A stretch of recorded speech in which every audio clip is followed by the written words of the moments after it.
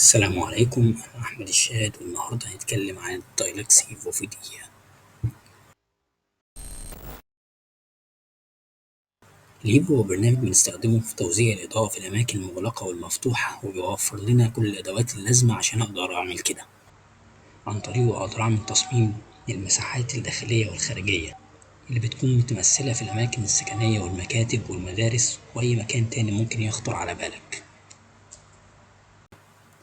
أقدر أختار وحدات الإنارة بتاعتي من قواعد بيانات ضخمة من مصنعين كتير موجودين داخل البرنامج. كمان أقدر أعمل حسابات للإضاءة وتحليل البارامترز بتاعتي عشان أضمن إن التصميم بتاعي بيتفق مع الستاندردز اللي عندي اللي أنا شغال عليها. كمان البرنامج يقدر يخليك تعمل 3D موديل للمبنى بتاعك ووحدات الإضاءة عشان تعمل محاكاة كاملة لسيناريوهات الإضاءة بتاعتك. وكمان نقدر عن طريق البرنامج نشوف كفاءة الطاقة عندنا عن طريق نقيس الاستهلاك بتاعنا، وبالتالي فرص توفير الطاقة عندنا وتحسين الكفاءة تزيد.